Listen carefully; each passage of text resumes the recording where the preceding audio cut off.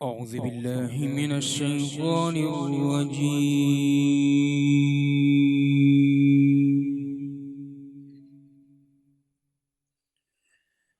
بسم الله الرحمن الرحيم.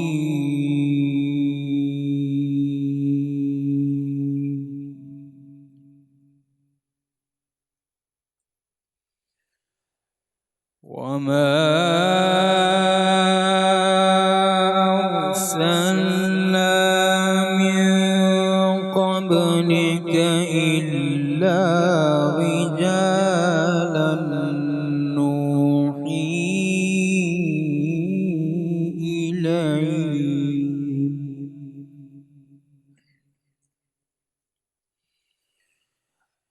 إليهم فاسألوا أهل الذكر إن كنتم لا تعلمون.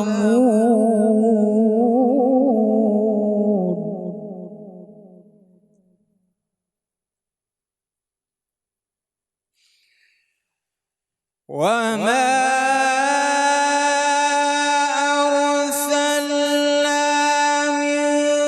قبلك إلا رجالا نوحي إليهم فاسألوا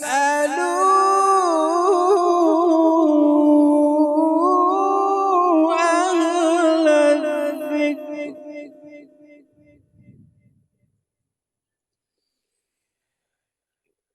إليهم فاسألوا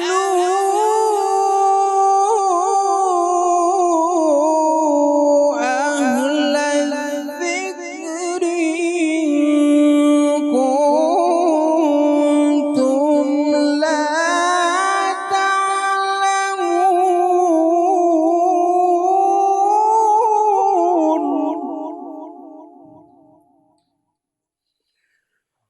وما أرسلنا من قبلك إلا رجالا نوحي إليهم فاسألوا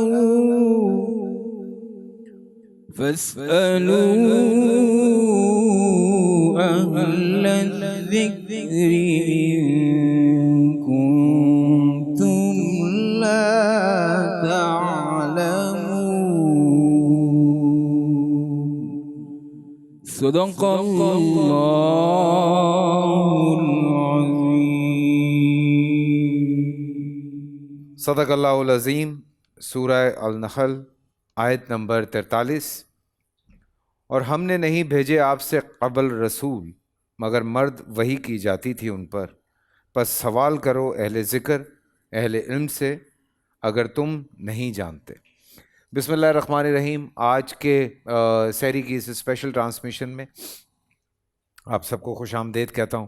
امید کرتا ہوں کہ آپ کا ہمارا ساتھ اذان فجر تک رہے گا. دیکھتے رہیے کیونکہ آج کا جو موضوع ہے وہ بہت سارے ایسے جنرل کویشچنز ہیں جس پہ ہم بات کرنے والے ہیں، اور میں علماء کرام سے بھی یہی درخواست کروں گا کہ جتنا زیادہ ہم سوالات لے سکیں، بیکاز آپ کے بہت سارے سوالات جمع ہو گئے تھے اور میں بھی اس حوالے سے کافی پریشان تھا کہ اتنے سارے سوالات ہیں کہ ان کے جوابات کیسے موصول کیے جائیں. تو میں نے درخواست کی کہ کوئی خاص موضوع نہ رکھا جائے اور جو چھوٹے چھوٹے سوالات ہوتے ہیں ان کے چھوٹے چھوٹے جوابات اگر ملتے رہیں تو بہت اچھا ہے. پروفیسر صاحب آپ سے آج بسم اللہ کر رہے ہیں. چھوٹے چھوٹے سوالات ہیں، آئی ہوپ کہ ان کے جوابات ملتے رہیں گے. سوال نمبر 1 آیا ہے میرے پاس کہ غسل کب کب واجب ہے؟ ایک تو غسل جنابت ہے جو واجب ہے، فرض ہے، اور دوسرا غسل سنت ہے. جیسے کسی جنازے کو انسان نے مردے کو نہلانے کے بعد وہ غسل کرے. اور اسی طرح غسل جمعہ ہے. غسل جنابت وہ ہے کہ جو انسان کو مثلا کسی کو احتلام ہو گیا ہے یا اپنی حق زوجیت ادا کیا ہے، اس میں غسل جنابت ہے، یہ واجب ہے، اس کو کرنا ضروری ہے. ٹھیک ہے.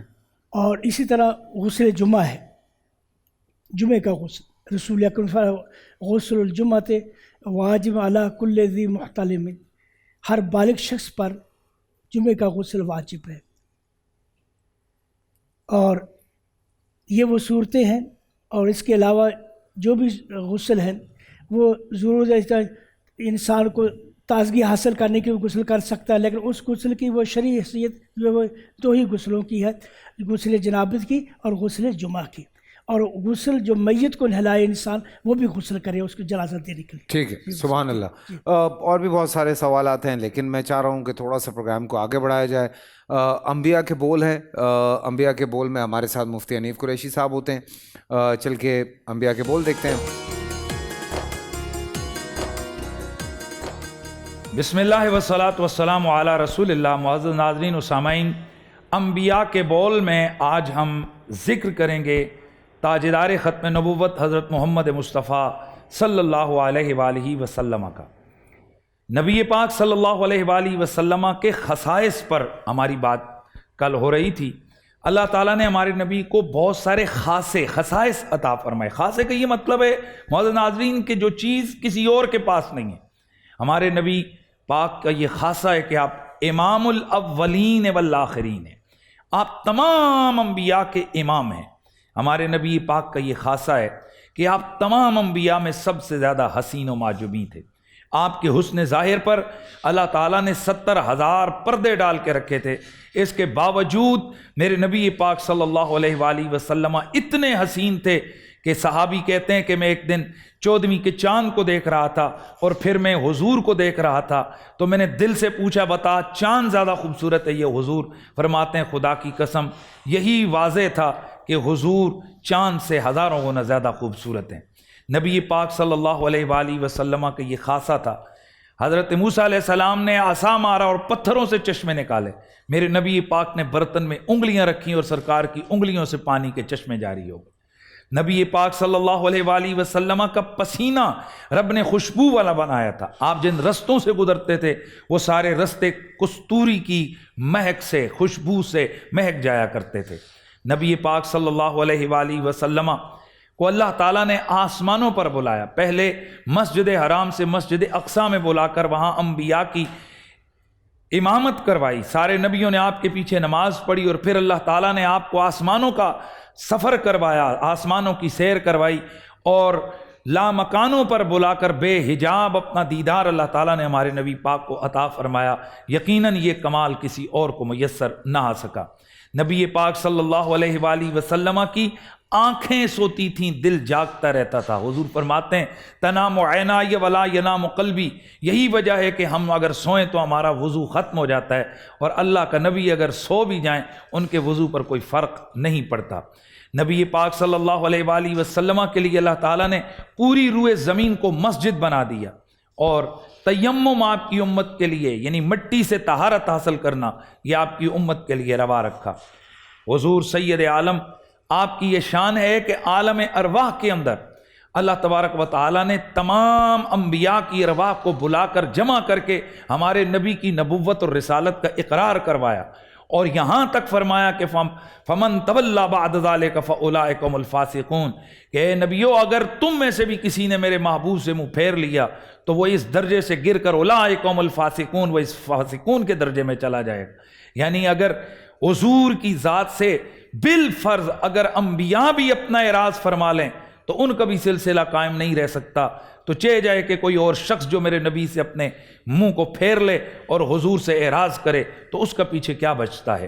نبی پاک صلی اللہ علیہ وآلہ وسلم پر درختوں نے اور پتھروں نے درود پڑا. ہمارے حضور کا یہ خاصہ ہے کہ پتھر اور پہاڑ ہمارے نبی سے پیار کرتے ہیں اور پھر حضور کے فراق میں خشک کھجور کے تنے آنسو بہاتے ہیں، روتے ہیں. بخاری شریف کے اندر موجود ہے کہ ایک دن نبی پاک نے ایک کھجور کے تنے کو چھوڑ کر جب آپ ایک ممبر پر تشریف فرما ہوئے تو اس میں سے اس طرح رونے کی آواز آئی جس طرح اونٹنی کا بچہ روتا ہے. اور حضور نے اس کو ہاتھ لگایا تو وہ خاموش ہو گیا۔ میرے نبی پاک کا یہ خاصہ ہے کہ میرے نبی پاک کے جسم عطر پر پوری زندگی نہ کبھی مچھر بیٹھا، نہ مکھی بیٹھی، نہ میرے نبی پاک صلی اللہ علیہ وسلم کی ناک سے کوئی ریشہ نکلا، نہ میرے نبی پاک کو کبھی بھی انبیاء کو احتلام نہیں ہوتا۔ نبی پاک صلی اللہ علیہ وآلہ وسلم آپ کا جسم بھی پاک، اور آپ کے تمام فضلات، آپ کے جسد عطر سے نکلنے والے تمام مادے طیب اور طاہر ہیں۔ نبی پاک صلی اللہ علیہ وآلہ وسلم کا یہ کمال اور خاصہ ہے کہ حضور کے بعد آپ کی بیویاں مومنوں کی مائیں بنا کر تمام امت پر ان کو ہمیشہ کے لیے حرمت تعبیدی قرار دی، حرام قرار دیا۔ نبی پاک صلی اللہ علیہ وآلہ وسلم کے ہاتھوں سے اللہ تعالیٰ نے مردوں کو زندہ کیا، درخت کی ٹہنی تلوار بن گئی۔ نبی پاک صلی اللہ علیہ وسلم کے کہنے پر حضرت سیدنا عمار بن یاسر کے لیے آگ کے دہکتے ہوئے کوئلے اور وہ شعلے ان کے لیے ٹھنڈے پڑ گئے، اور جناب عمار بن یاسر پھولوں کی طرح ان کوئلوں کے ساتھ کھیلتے ہیں، اور دہکتے ہوئے کوئلے ان کو جلا نہیں سکتے، کیونکہ اللہ کے نبی نے آگ کو کہا تھا اے آگ میرے اس غلام کے لیے ٹھنڈی ہو جا۔ نبی پاک صلی اللہ علیہ وآلہ وسلم کا یہ اختیار ہے، حضور کی یہ شان ہے کہ آپ کو اللہ تعالیٰ نے یہ تشریع اختیار عطا کیا ہوا ہے، یہ آپ کا خاصہ ہے۔ آپ چاہیں تو کسی چیز کو حلال کر دیں، اور چاہیں تو کسی چیز کو حرام کر دیں، اور چاہیں تو قرآن کے کسی امر کو عام کر دیں، یہ چاہیں کسی امر کو خاص کر دیں، چاہیں تو کسی حرمت کو محدود کر دیں، اور چاہیں تو کسی حرمت کو عام کر دیں۔ یہ ہمارے نبی پاک کی زبان کا یہ کمال ہے کہ حضور کی زبان، حضور کا اشارہ، حضور کا قول، حضور کا کردار، حضور کا فعل، یہ سب امت کے لیے سنت بن گیا ہے۔ نبی پاک صلی اللہ علیہ وآلہ وسلم کی یہ شان ہے کہ میرے نبی پاک کی قبر اطہر پر روزانہ 70,000 سے زائد فرشتے آتے ہیں اور حضور پاک کی قبر منور پر درود و سلام پڑھتے ہیں، اور جو ایک دفعہ آپ کی قبر منور پر آ جائے پھر پوری زندگی قیامت تک اس کی پھر باری نہیں آتی۔ حضور کا یہ کمال ہے کہ میرا نبی جس ٹکڑے زمین پہ قدم رکھ دے وہ ٹکڑے زمین جنت کا باغ بن جاتا ہے۔ اسی لیے حضور اپنے حجرے سے نکل کر ممبر پہ آتے تھے تو فرمایا ما بین حجرتی و ممبری روضۃ من ریاض الجنہ، تو جہاں نبی کے قدم لگیں وہ جگہ جنت کا باغ ہوتی ہے۔ ذرا خود بتائیے آج میرا نبی جس قبر منور میں جلوہ گر ہیں، وہ جگہ، وہ قبر منور کس قدر عظیم ہوگی، اور اس قبر منور کا کیا مقام ہوگا، وہ کس طرح عظمتوں کا سامان رکھتی ہوگی۔ یہی بات ہے کہ ہزاروں جنتیں میرے حضور کے آستانے پہ قربان، ہزاروں جنتیں میرے نبی پاک کی اس قبر منور والی جنت سے بھیک لیتی ہیں۔ نبی پاک صلی اللہ علیہ وآلہ وسلم قیامت والے دن سب سے پہلے اپنی قبر منور میں جلوہ گری فرمائیں گے قیامت کے اندر، اور پھر حضور کا یہ بھی خاصہ ہے کہ حضور آج بھی اپنی قبر منور کے اندر زندہ ہیں، درود و سلام آپ تک پیش کیا جاتا ہے، آپ اس کو سنتے ہیں، آپ اس کا جواب بھی عطا فرماتے ہیں، اور آج بھی آپ اپنی قبر منور میں نماز ادا فرماتے ہیں، کیونکہ اللہ کے نبی نے خود فرمایا الانبیاء احیاء یصلون فی قبورہم، اللہ کے نبی زندہ ہوتے ہیں اور وہ اپنی قبروں کے اندر نماز پڑھتے ہیں۔ نبی پاک صلی اللہ علیہ وآلہ وسلم، یہ آپ کا خاصہ اور کمال ہوگا کہ آپ آئے سب سے آخر میں ہیں، لیکن قیامت میں تمام نبیوں کی امتوں میں سے سب سے پہلے حضور سید عالم کی امت کا حساب و کتاب لیا جائے گا، اور پھر آپ ہی کا یہ کمال ہے کہ حضور کے لیے، حضور کی امت کے 70,000 لوگ بغیر حساب کے جنت میں چلے جائیں گے۔ اور پھر میرے نبی پاک صلی اللہ علیہ وآلہ وسلم کا یہ خاصہ ہے کہ آپ کو شفاعت کبریٰ نصیب کی جائے گی، عطا کی جائے گی، اور شفاعت کبریٰ میرے نبی کی یہ ہے کہ میرے حضور شفاعت کریں گے تو پھر اللہ تعالیٰ شفاعت اس طرح مانے گا کہ پھر انبیاء، شہداء، اولیاء، حتیٰ کہ ایک عام صالح اور نیک شخص کی شفاعت بھی قبول ہوگی، اور اس کی وجہ سے گناہ گاروں کی بخشش ہوگی اور گناہ گاروں کو جنت میں لے جایا جائے گا۔ حضور سید عالم صلی اللہ علیہ وآلہ وسلم کوثر و تسنیم قیامت والے دن اپنے ہاتھوں سے تقسیم فرمائیں گے۔ حضور ہی کی یہ شان ہے کہ نبی پاک صلی اللہ علیہ وسلم کے ہاتھ اور اختیار میں اللہ تعالیٰ نے جنت کی کنجیاں عطا فرمائی ہیں، آپ جسے چاہیں جنت میں لے جائیں، جسے چاہیں روک دیں۔ یہ میرے نبی پاک صلی اللہ علیہ وسلم کے خصائص ہیں، اور حضور پاک صلی اللہ علیہ وآلہ وسلم کا یہ بھی خاصہ ہے کہ قیامت والے دن حمد والا جھنڈا آپ کے ہاتھ میں ہوگا، اور اس حمد والے جھنڈے کے نیچے سارے انبیاء ہوں گے اور تمام قیامت تک آنے والے مومنین حضور کے اس علم اور جھنڈے تلے کھڑے ہوں گے. کیا رنگ ہوگا, کیا کمال ہوگا کہ جب قیامت والے دن سب نفسی نفسی کہہ کر پریشانیوں میں ہوں گے, اور اس وقت ایک اللہ کا حبیب اور ہمارا نبی ہوگا جو امتی امتی کہہ کر اپنی باہوں کو پھیلا کر گناہ گاروں کی بخشش کا سامان کر رہے ہوں گے. حضور پر درود و سلام کی کثرت کیجئے, اپنا خیال رکھیے. وقت ہو گیا, انشاءاللہ اپنے پیارے نبی کے تذکرے کے ساتھ کل ہم دوبارہ حاضر ہوں گے. ہم آگے بڑھ رہے ہیں سوالات کی طرف, اور ڈھیروں سوال یہاں پہ موجود. اچھا, ابھی غسل کے حوالے سے جو حضرت نے بات فرمائی ہے, آپ لوگوں میں کوئی اور حساب کتاب تو نہیں ہے؟ پروفیسر صاحب نے جو کہا کہ ایک تو فرض غسل ہے, ٹھیک ہے, اور اسی طریقے سے ایک جو ہے نا وہ طواف کے لیے جب کعبۃ اللہ جاتے ہیں تو ہمارے ہاں وہ غسل واجب ہوتا ہے. ٹھیک ہے, اسی طریقے سے سنت جو ہے وہ غسل ہے, اور ہے, وہ صرف جمعے کے لیے نہیں ہے, عیدین کے موقع پر کریں, جب جب آپ کو ضرورت ہو آپ غسل کریں, تو یہ سنت غسل ہے. جی بسم اللہ الرحمن الرحیم. قرآن مجید میں اللہ نے فرمایا کہ ان کنتم جنبا فطہروا, کہ جب انسان حالت جنابت میں ہو تو خوب پاکی حاصل کرے اور غسل کر لے. تو جتنی صورتیں پروفیسر صاحب نے بتائی ہیں تقریباً یہی صورتیں ہمارے ہاں بھی ہیں. صرف ایک اضافہ میں اس میں کر دیتا ہوں کہ اگر کسی انسان کے جسم پر مختلف مقامات پر نجاست لگ جائے اور یہ معلوم نہ ہو کہ میرے جسم کے کس حصے پر نجاست لگی ہوئی ہے, تو اس صورت میں غسل واجب ہو جاتا ہے. لیکن جہاں تک تعلق ہے طواف کے لیے, تو یہ غسل فرض نہیں ہے, بلکہ حالت احرام میں جب انسان ہوتا ہے تو اس کو چاہیے کہ وہ حالت احرام میں جس کیفیت میں ہو اسی حالت میں اللہ تبارک و تعالیٰ کی بارگاہ میں حاضر ہو جائے. فرض ہے وہ ہے غسل حیض. ٹھیک ہے, جب عورت حیض سے فیضا تطہرنا, جب پاک ہو جائے تو اس کو اللہ. اچھا, یہ چونکہ جنرل ڈسکشن ہے, آج سوالات ہیں, تو میں اس لیے آپ سب کی طرف اسپریڈ کرتا رہوں گا. اسی میں میرے پاس ایک دوسرا سوال آیا ہوا تھا کہ اگر کوئی ناپاک ہو جاتا ہے اور صرف پانی سے صاف کر دیا جائے تو کیا یہ کافی ہے, یا پراپر وضو کرنا چاہیے, یا پراپر اپنے آپ کو صابن سے یا اس سے اپنے آپ کو واش کرنا چاہیے؟ یہ میں سب پہ آؤں گا, اس لیے میں نجاست دو طرح کی ہوتی ہے, ایک نجاست غلیظہ ہوتی ہے, ایک نجاست خفیفہ ہوتی ہے. تو جو نجاستیں انسان کے ساتھ لگی ہوتی ہیں پہلے تو ان کو دھویا جائے, اور ان کو دھونے کے بعد پھر وہ وضو کرے گا.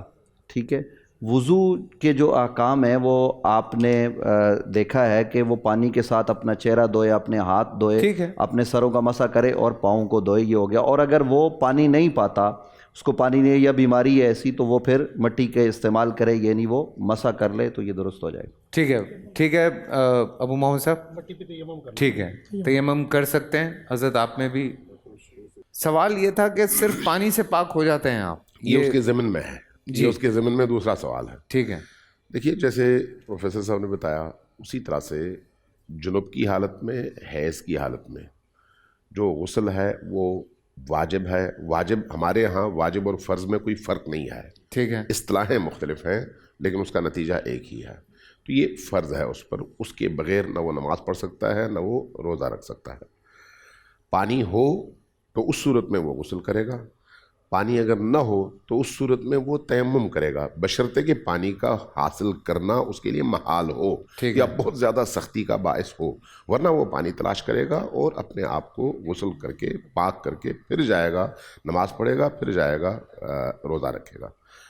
اگر اس کے جسم پہ عین نجاست دو طرح سے ہے, ایک وہ خود خون ہو یا کوئی اور ایسا مادہ ہو, وہ اگر پاک کر دیا جائے تو اس کے بعد 3 دفعہ پانی ڈالنا, سر پہ, گردن پہ, اور اسی طرح سے دائیں طرف پورے حصے پہ, اور اسی طرح سے بائیں طرف 3 بار. اس سے انسان پاک ہو جاتا ہے. اس کے لیے صابن سے دھونا یا رگڑ کر دھونا یہ ضروری نہیں ہے, عین نجاست کا دور ہونا ضروری ہے. ٹھیک ہے, میرا خیال ہے آپ کے دوسرے سوال کا بھی جواب مل گیا. جی بالکل. اور مفتی صاحب آپ کچھ اس میں ایڈ کرنا چاہ رہے تھے؟ فیصل بھائی, میں اس میں یہ ایڈ کرنا چاہتا ہوں کہ اگر کسی پر غسل کرنا فرض ہے تو غسل کے 3 فرائض ہیں. اگر ان فرائض میں سے کوئی ایک فرض بھی چھوٹ جائے گا تو غسل ادا نہیں ہوگا. نمبر 1 کلی کرنا, نمبر 2 ناک میں نرم ہڈی تک پانی پہنچانا، اور نمبر 3 پورے جسم پر 3 مرتبہ اس طرح سے پانی بہانا کہ بال برابر جگہ بھی خالی نہ رہ جائے. ٹھیک ہے. تو یہ لیکن اگر کوئی روزے کی حالت میں ہے تو اس صورت میں یہ چاہیے کہ حلق کی جڑ تک پانی نہ پہنچایا جائے. فرض کر لیں کسی پر رات میں غسل فرض ہوتا ہے اور وہ سحری کے وقت میں اٹھ جاتا ہے، تو اب وہ پہلے اپنی سحری کر لے اگر وقت کم ہے، اور غسل اس کے بعد کر کے نماز فجر ادا کر لے، اس میں شرعاً کوئی مذائقہ نہیں ہے. چلیں، لیکن 3 فرائض ہیں جو ادا کیے جائیں. ٹھیک ہے. جملے کا اضافہ کرتے ہیں. جی حضرت. چونکہ ابھی دلچسپی دیکھیں آپ لوگوں کے لیے مشکل کرتے جا رہے ہیں. نہیں بڑا آسان ہے. اس سے لوگوں کے ذہن کھلیں گے نا. بہت سارے لوگوں کو ایک حصے کا پتہ ہوتا ہے، دوسرے کا نہیں ہوتا، تو اس لیے اچھا ہے اس طرح سے لوگوں کے ذہن کھلیں گے. بدن کے دھونے میں یہ جو 3 بار میں نے کہا نا، یعنی مکمل طور پر ہر حصے تک بدن کے ہر حصے تک پانی کا پہنچنا ضروری ہے. کوئی بھی حصہ پانی سے محروم نہ رہے، یہ شرط ہے. اور اسی طرح سے غسل کا ایک اور مورد وہ ہے جہاں پر آپ کسی میت کو ہاتھ لگاتے ہیں، جس کو آپ غسل مس میت کہتے ہیں.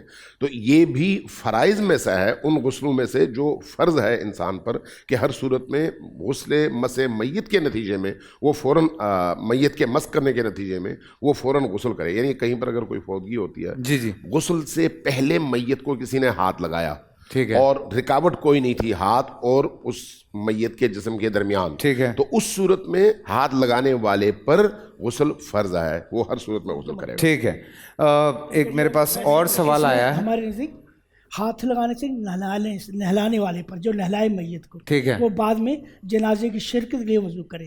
صرف ہاتھ لگانے سے ہمارے یہاں میں کچھ ایڈ کر سکتا ہوں.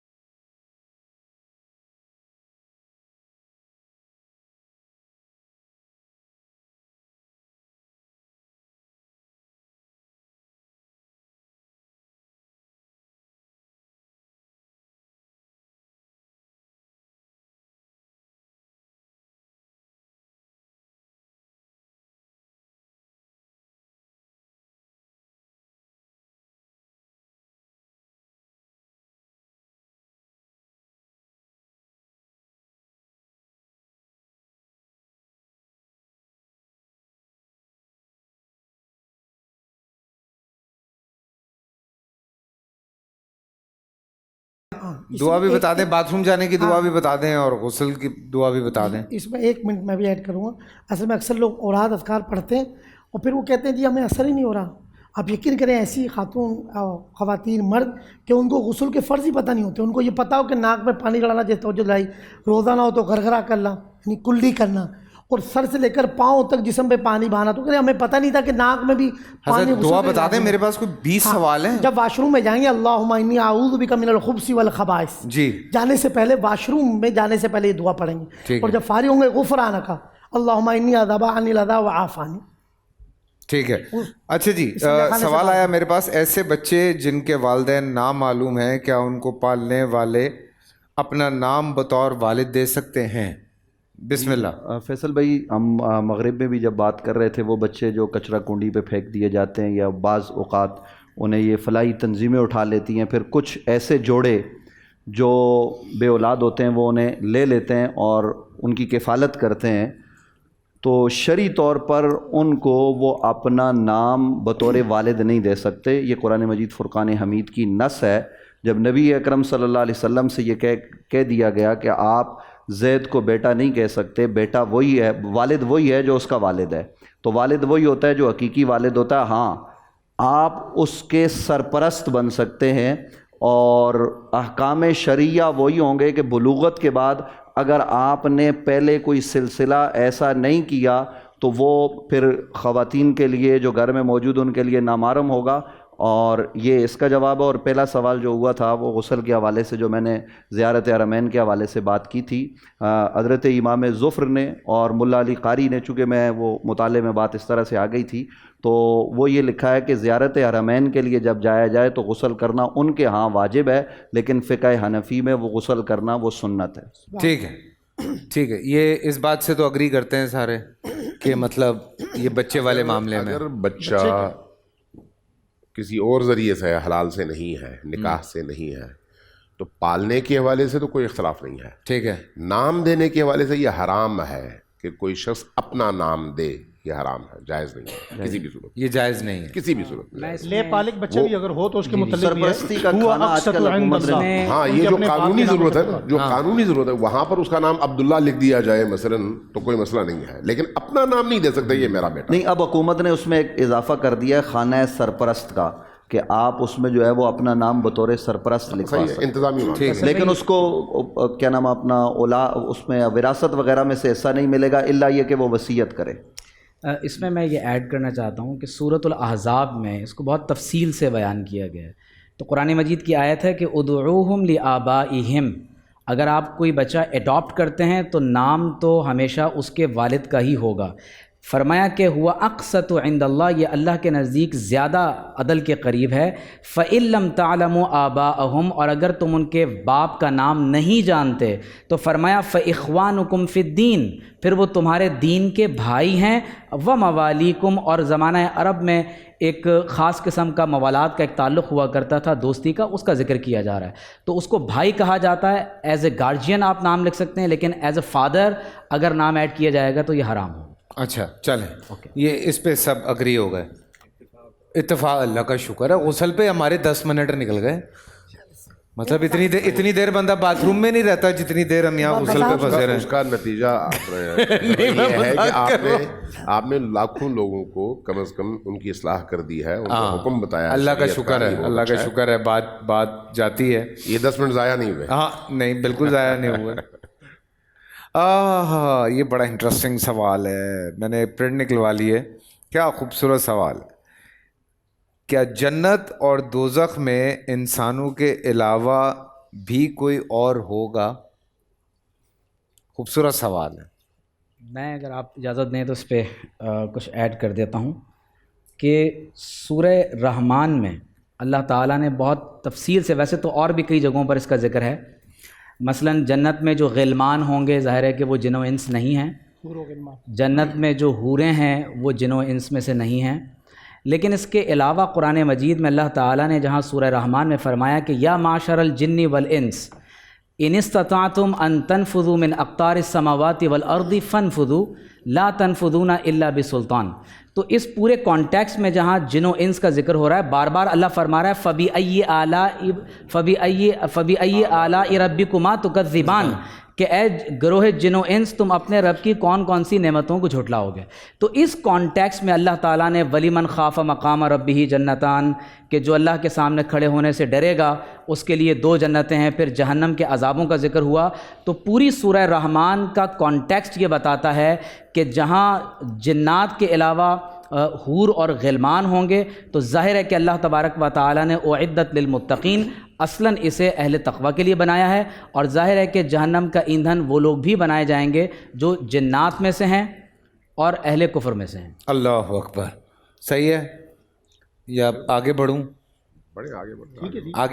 آگے بڑھتے رہیں۔ بڑا انٹرسٹنگ سوال ہے مفتی صاحب، میں آپ سے اس حوالے سے ضرور پوچھوں گا۔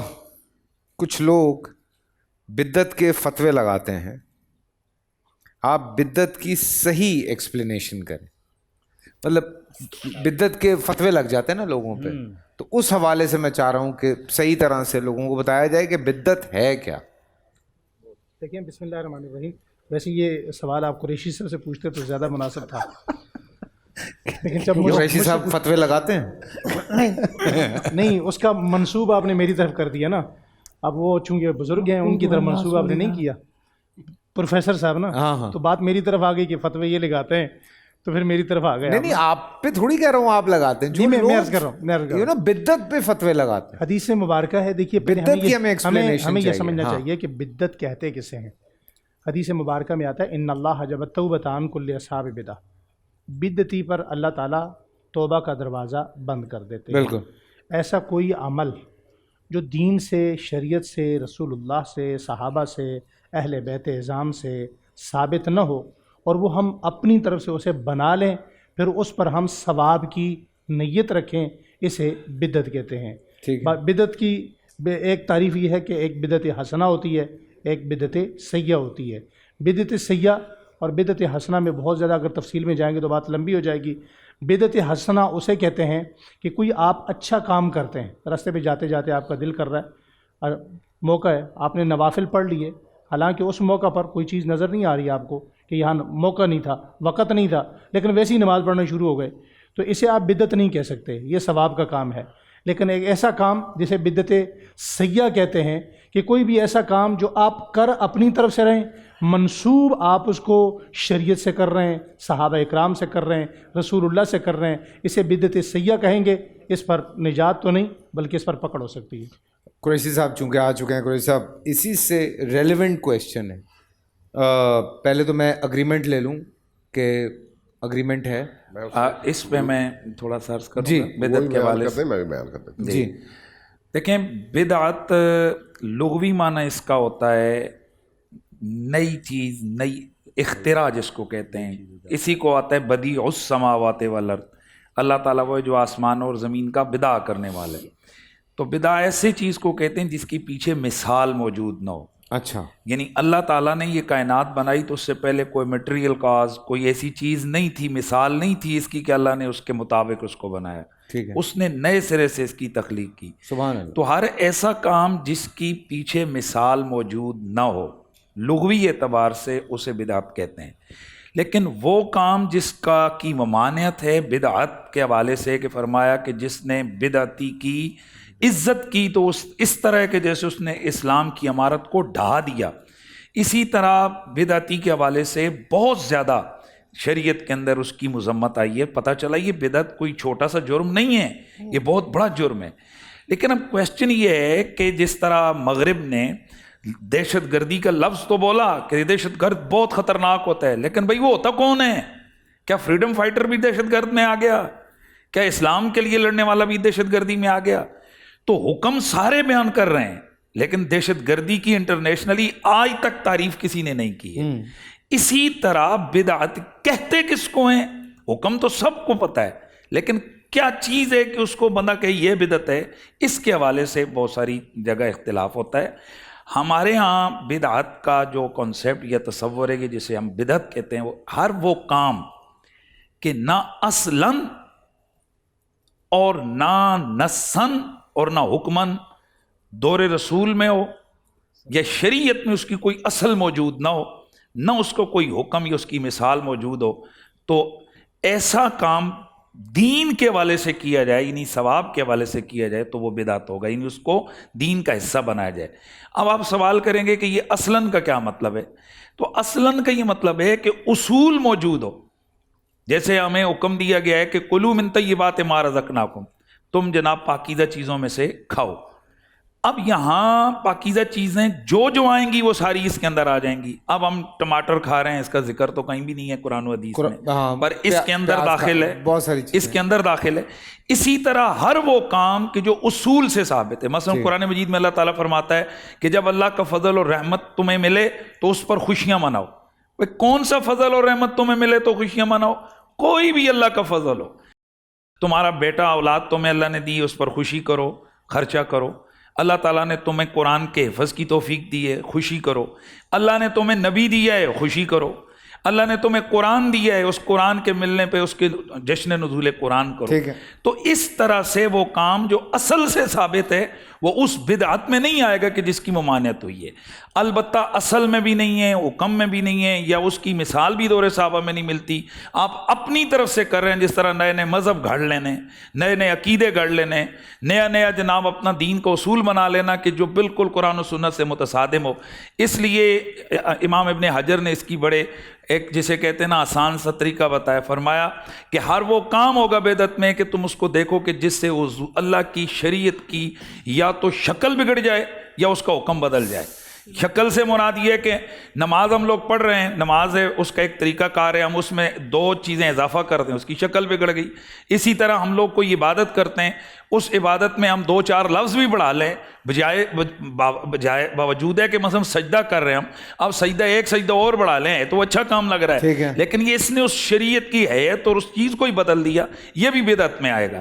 لیکن ایسا کام جو اس طرح نہ ہو، اچھا میں وہ بات آئی، اچھا میں بات تو ہر وہ کام کہ جو نہ اصل سے ثابت ہو اور نہ اس کا اسی طرح سیم اٹ از اس کا حضور کے صحابہ حضور کے زمانے میں اس کا تصور موجود ہو تو وہ بدعت ہے۔ لیکن اس کا یہ ہے کہ جب قرآن مجید کی یہ آیت نازل ہوئی الیوم اکملت لکم دینکم واتممت علیکم نعمتی ورضیت لکم الاسلام دینا،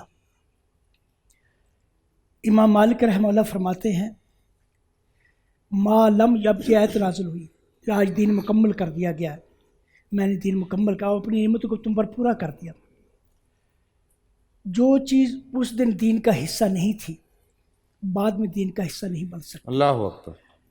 رسول اکرم فرمایا من احدث فی امرنا ھذا فہو رد، جو ہمارے دین میں کوئی نئی چیز پیدا کرتا ہے اس کو لوٹا دی جائے گی۔ تو مولانا صاحب نے بڑی اچھی تعریف کی بدعت کی کہ بدعت ایسی چیز ہے جو کہ اسلام میں اضافہ ہے، اپنی طرف سے اضافہ کر دینا۔ ایک دفعہ ایسا ہوا کہ امام نافع، حضرت نافع فرماتے روایت کرتے ہیں کہ میں حضرت عبداللہ بن عمر رضی اللہ تعالیٰ عنہ بیٹھا ہوا تھا ساتھ، تو ان کی مجلس میں اور لوگ بھی تھے، ایک صاحب نے چھینک ماری کہا، اور چھینک مار کے الحمدللہ والسلام علی والصلاۃ والسلام علی رسول اللہ۔ حضرت عبداللہ بن عمر فرمانے لگے آنا عید وصلی وسلم علی رسول اللہ، میں بھی اللہ کے رسول پر سلام بھیجتا ہوں، یہ نہ سمجھ، ولیکن ما علمنا ہاکذا، جیسے تم نے اب یہاں کیا اضافہ کیا ہے، یہ اللہ کے رسول نے نہیں بتایا ہمیں صرف یہی کہا ہے جب چھینکا کو الحمدللہ الحمدللہ علی کل حال یہ کہا کرو۔ تو اسلام جو ہے دین ہے جو کہ مکمل ہو چکا ہے، اس میں صحابہ کرام رضوان اللہ جو ایک ذر زیر زبر کی برداشت نہیں کرتے تھے کہ دین وہی جو کہ اللہ کے رسول نے ہمیں دیا۔ جی ڈاکٹر صاحب، اس میں ایڈ یہ کرنا چاہوں گا کہ بدعت کی تعریف آپ صلی اللہ علیہ وسلم نے خود فرمائی ہے، فرمایا من احدث فی امرنا ھذا ما لیس منہ فہو رد۔ 3 چیزیں ہیں، احداث کہتے ہیں انوویشن، کوئی نیا کام، جس طرح مفتی صاحب نے فرمایا کہ اس کی مثال ماضی میں نہیں ہے، قل ما کنت بدعا من الرسل، تو مراد یہی ہے۔ دوسری بات یہ ہے کہ فی امرنا ھذا، وہ کام دین میں نیا اضافہ ہو، جس طرح ابھی حدیث شریف میں بتایا گیا کہ چھینک مارنے پر الحمدللہ کے بعد کچھ ورڈز کا اضافہ کیا گیا، تو ظاہر ہے کہ یہ دین میں ایک نیا اضافہ ہو رہا ہے، ما لیس منہ، اور اس کی اصل دین میں نہ ہو۔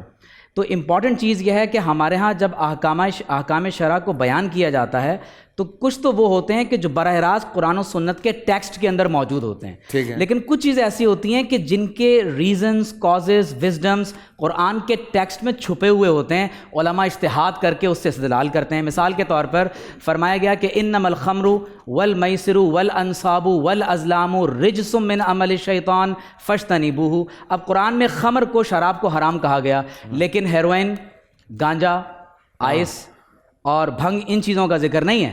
اب اگر کوئی کہے کہ یہ ہیروئن پینا حرام ہے اور ہم کہیں کہ نہیں یہ تو بدعت ہے، تو یہ بدعت نہیں ہے۔ علماء نے شریعت کا کوئی نیا حکم بیان نہیں کر دیا، بلکہ انہوں نے شریعت کی نصوص میں جو احکامات چھپے ہوئے تھے انہوں نے اس کا اظہار کیا ہے۔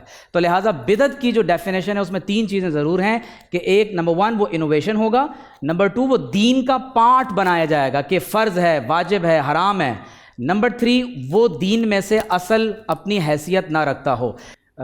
ایک ایسا عمل جس سے ان 3 وجوہ کے علاوہ اگر کسی سنت کا رفع ہو رہا ہو، کوئی سنت ختم ہو رہی ہو اور اس کی ریپلیسمنٹ کسی نئے کام سے ہو رہی ہو، تو یہ سب بدعات کی تعریف میں شامل ہوتا ہے۔ جی بسم اللہ۔ جی شاہ صاحب، دیکھیے احکام دین کی 5 قسمیں ہیں اہل البیت کی تعلیمات کی روشنی میں، یا وہ فرائض ہیں، یا وہ محرمات ہیں۔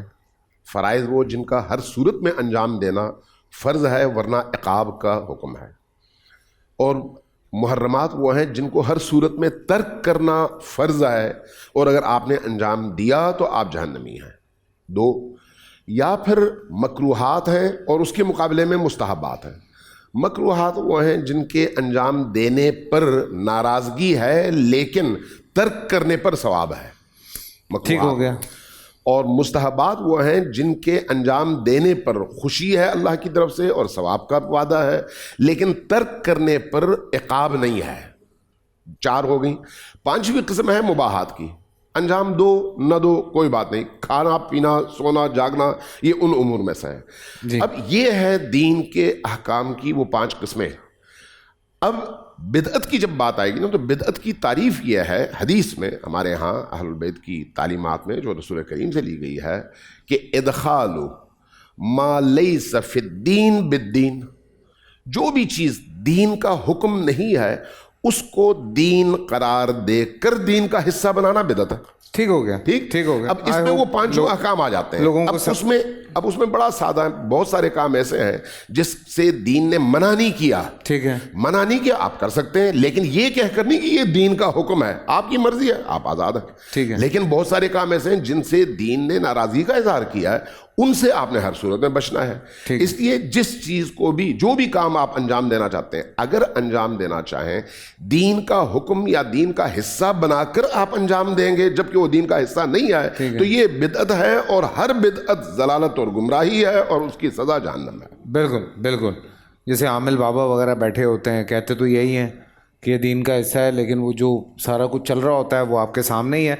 بڑا انٹرسٹنگ سوال ہے، اور یہ ہمیں کینیڈا سے کسی نے بھیجا ہے۔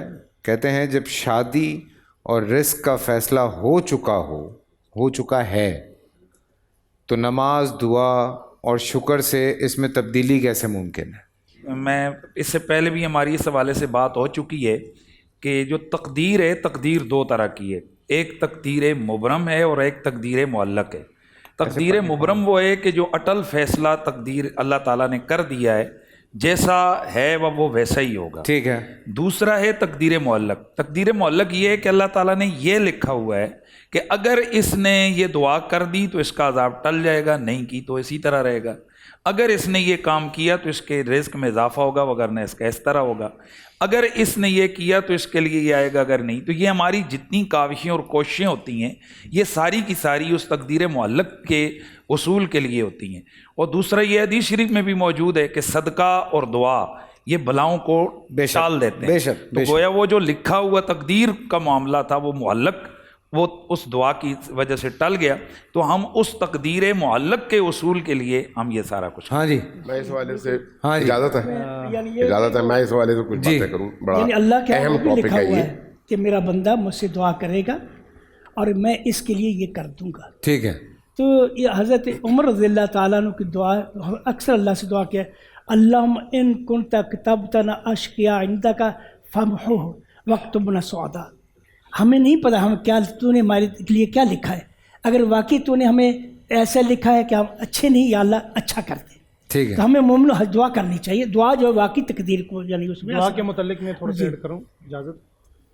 دعا کے متعلق مولانا نے بہت اچھا جواب دیا، اس کو سمجھنا دعا چاہیے۔ کے متعلق جو ہے یہ اللہ کے پیارے حبیب صلی اللہ علیہ وسلم کی حدیث ہے، اذا فتحت له باب الدعاء وفتحت له باب الرحمہ، جس انسان پر دعا کا دروازہ کھلا اس پر رحمت کا دروازہ کھل گیا۔ سبحان اللہ۔ آج ہم ہر کام لمبے کرتے ہیں مگر دعا ہماری مختصر ہوتی ہے۔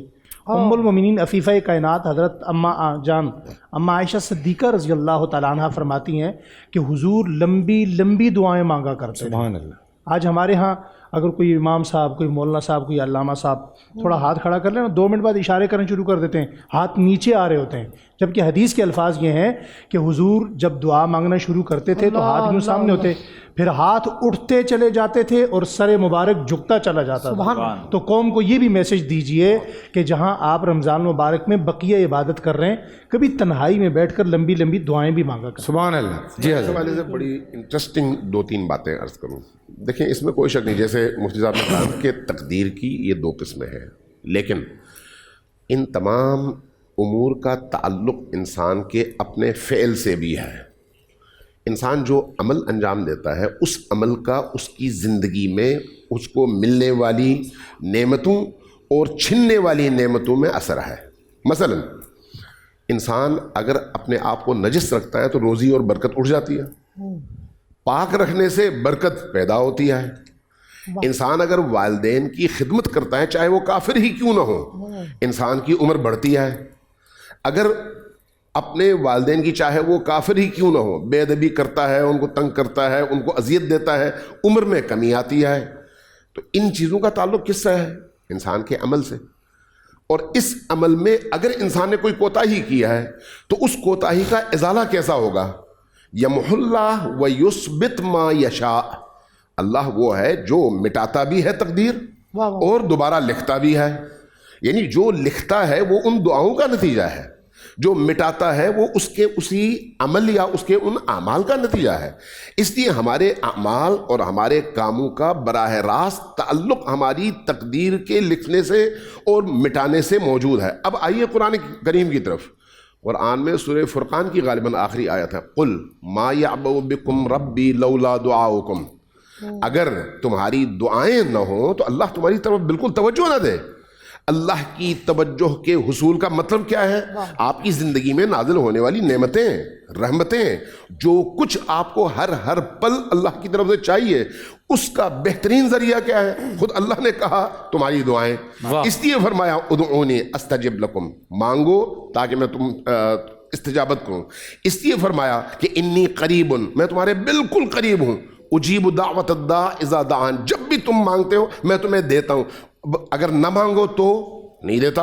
تو اس کا مطلب یہ ہے کہ مانگنا اور دعا کرنا انسان کی زندگی کی ضرورتوں کو پورا کرنے کے حوالے سے اہم ترین انسان کی زندگی کا حصہ ہے. ٹھیک ہے فیصل بھائی, اس میں مجھے کچھ ایڈ کرنا.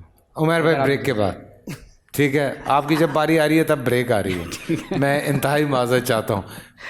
جی, بہت سارے سوالات آ رہے ہیں. آپ جب سوال کا جواب دیں تو اس میں ایک سوال اور ایڈ ہوا ہوا ہے, وہ بڑا خوبصورت ہے. اور وہ سوال یہ تھا کہ ٹھیک ہے کہ دعاؤں سے سمندروں کے رخ موڑے جا سکتے ہیں, اس میں تو کوئی دوسری رائے نہیں ہے, لیکن کیا استخارہ, کچھ لوگ استخارہ کرتے ہیں یا استخارہ کرواتے ہیں, تو دعاؤں سے کیا استخارہ میں جو چیز سامنے آتی ہے وہ بھی بدلی جا سکتی ہے؟ سو یہ بڑا امپورٹنٹ ایک سوال آیا ہے. آج بہت سارے سوالات میرے پاس یہاں موجود ہیں جس پہ بات چیت چل رہی ہے. ڈاکٹر عمیر صاحب جو ہیں اس حوالے سے کچھ کہنا چاہ رہے تھے. جی ڈاکٹر مفتی عمیر صاحب. جی فیصل بھائی, آپ کے دوسرے سوال کو میں پہلے ٹیک آن کرتا ہوں. استخارہ دراصل اللہ تعالیٰ سے خیر طلب کرنے کی دعا ہے. ٹھیک ہے. عموماً ہمارے ہاں لوگ یہ گمان کرتے ہیں کہ جب آپ استخارے کی دعا پڑھ کر رات کو سو جائیں گے تو کوئی نیلا پیلا لال رنگ آنا نظر ضروری ہے, آپ کو خواب میں کوئی آ کر بتا جائے گا کہ یہ کام کرنا ہے یا یہ کام نہیں کرنا. ٹھیک ہے. استخارے کی فلسفی یہ ہے کہ صحابہ فرماتے ہیں کہ آپ صلی اللہ علیہ وسلم جس طرح ہمیں کوئی باضابطہ طور پر سورت سکھایا کرتے تھے, اسی طرح ہمیں استخارے کی دعا بھی سکھاتے تھے. تو طریقہ کار یہ ہے کہ 2 رکعت نماز نفل پڑھ کر استخارے کی دعا کریں اور اس کی دعا کے ٹیکسٹ پر کبھی غور کریں. اے اللہ, اگر یہ کام میرے حق میں بہتر ہے تو اسے میرے قریب فرما دے, اور اگر یہ میرے لیے بہتر نہیں تو اس کو مجھ سے دور فرما دے. تو استخارے کی دعا کا اثر آپ پر یہ ہوگا کہ اگر وہ کام آپ کے حق میں بہتر ہے تو اللہ تعالیٰ اسباب ایسے پیدا فرما دے گا کہ وہ کام آپ کے قریب ہو جائے گا, اور اگر آپ کے حق میں بہتر نہیں ہے تو وہ کام آپ سے بتدریج دور ہو جائے گا. ٹھیک ہے. دوسری جو تقدیر کے حوالے سے بات کی ہے, میں اس میں یہ ایڈ کرنا چاہوں گا کہ ہمارے مفتی صاحب نے اور دیگر علماء نے جو بات کی وہ بالکل درست ہے, اور اسی طرح سے اس میں صرف ایک اضافہ میں یہ کرنا چاہوں گا کہ پروردگار عالم فعال لما یرید ہے. وہ جو چاہتا ہے, جو ارادہ کرتا ہے وہ کرتا ہے. وہ حکیم ہے, فل آف یعنی آل وزڈم ہے. وہ العلیم ہے, آل نوئنگ ہے. اور پروردگار عالم ظالم نہیں ہے. اس نے تقدیر میں جو لکھ دیا وہ تقدیر میں لکھا ہوا ہے.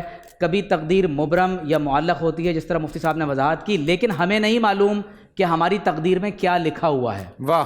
تو لہٰذا ضرورت اس بات کی ہے کہ آپ تقدیر پر ایمان تو لائیں لیکن تدبیر اختیار کریں. ایک صحابی جب انہوں نے اونٹ نہیں باندھا اور پوچھا کہ یا رسول اللہ میں اونٹ باندھوں یا توکل کروں, تو حضور علیہ السلام نے فرمایا اعقلھا وتوکل, پہلے اپنا اونٹ باندھو اور پھر اللہ تعالیٰ پر توکل کرو. حضرت عمر رضی اللہ تعالیٰ عنہ کے دور میں شام میں طاعون پھیلا ہوا تھا. اب ہمارے یہاں بعض لوگ کہتے ہیں میں کرونا سے نہیں ڈرتا, طاعون پھیلا ہوا تھا. جب شام میں آپ داخل ہونے لگے تو اس وقت بعض صحابہ نے کہا یہاں طاعون ہے, تو آپ باہر رک گئے, فرمایا ہم اس علاقے میں داخل نہیں ہوں گے. تو جب لوگوں نے زیادہ زور دیا تو پتہ چلا کہ آپ صلی اللہ علیہ وسلم نے بھی منع فرمایا ہے کہ طاعون زدہ علاقے میں داخل نہ ہوا جائے. تو جو جملہ ہے وہ پالیسی لائن ہے, فرمایا نفر من قدر اللہ الی قدر اللہ, ہم اللہ تعالیٰ کی ایک تقدیر سے دوسری تقدیر کی طرف جاتے ہیں، لہٰذا تدبیر کا اختیار کرنا یہ توکل کے خلاف نہیں ہے۔ لہٰذا اگر کوئی اپنی کسی بھی قسم کی تدبیر شادی کے بارے میں، کسی اور زندگی کے میٹر کے بارے میں کرنا چاہتا ہے تو تقدیر لکھی ہوئی ہے، ہمیں اس تقدیر تک پہنچنے کی تدبیر مثبت اختیار جی اور اس شاہ صاحب، ہاں میں بڑی ایک عام استخارے کے حوالے سے میں شاہ صاحب کی طرف اسی لیے جا رہا تھا، ہاں میں استخارے کے حوالے سے بات کرنا چاہتا ہوں۔ جیسے ہمارا بدعت کے حوالے سے ایک بات اس سے پہلے ہوئی ہے، تو جو استخارے کے حوالے سے ہماری جو بدعت اس وقت شروع ہے نا جی، کہ بابا جی نے تسبیح پکڑی شادی ہو جائے گی، نہیں ہوگی، یہ سب کمرشلزم ہے۔ ٹی ویوں کے اوپر بیٹھ کر یہ خدا کی قسم یار یہ مذاق ہے شریعت کے ساتھ، یہ آپ لوگ کیا کر رہے ہیں؟ یعنی یہ چینلوں نے یہ ڈرامہ شروع کیا ہے جی، یہ 10 منٹ 20 منٹ استخارہ ہوگا، بابا استخارے والا بیٹھا ہوا ہے، لاؤ یہ دکھاؤ مجھے قرآن و حدیث سے اس کا کیا ہے۔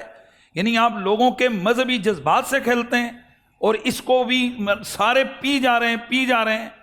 تو یہ پتہ نہیں ہے نا قریشی صاحب، لوگوں کو نہیں پتہ اتنا، وہ سمجھتے ہیں کہ شاید ایک یہ جو گیٹ اپ ہے، یہ جو آپ کا حلیہ ہے، اگر میں اس کی بات کرتا ہوں، لوگ بہت جلدی، آپ دیکھیں کوئی داڑھی والا آدمی آپ سے اگر کوئی بات بھی کرتا ہے تو آپ فوراً رسپیکٹ میں، بیکاز یہ میرے لیے لازمی ہو گیا نا، بیکاز ایک جو آپ کا حلیہ ہے یہ میرے لیے لازمی ہو گیا کہ میں آپ کی رسپیکٹ کروں۔ فیصل بھائی میں صرف ایک سوال پوچھنا چاہتا ہوں، ایک ڈاکٹر کے پاس جاتے ہیں، ڈاکٹر 20-30 سال کے تجربے کے باوجود وہ کہتے ہیں جاؤ پہلے ٹیسٹ کرواؤ پھر میں دیکھوں گا کہ آپ کے بلڈ کے اندر کیا کیا چیز ہے، ٹھیک ہے۔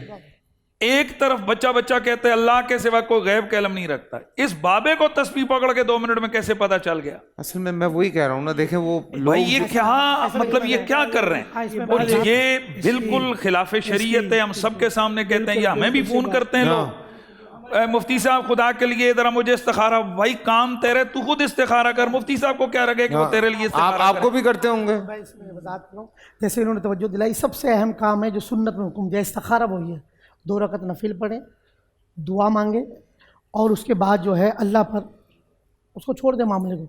اصل مسئلہ یہ ہے سر کہ جو اچھا یہ کلیئر کریں کہ خود استخارہ کریں، مفتی کے پاس نہ جائیں۔ سنت یہ طریقہ یہی ہے نا، اول تو کوئی مفتی ہوگا تو وہ تو کرے گا ہی نہیں، وہ تو پھر کمرشل اس میں چلا بات جاتا کر رہا ہوں فیصل بھائی، ہوتا ہی ہے بچی پہ آپ نے محنت کی، آپ کی بیٹی ہے، جگر کا ٹکڑا ہے، آپ نے 100 روپے کا استخارہ، اس پہ آپ نے بچی کا فیصلہ 100 روپے کے استخارے پہ کر دیا، یعنی والدین کی لاپرواہی ہے، سر سے اتار رہے ہیں۔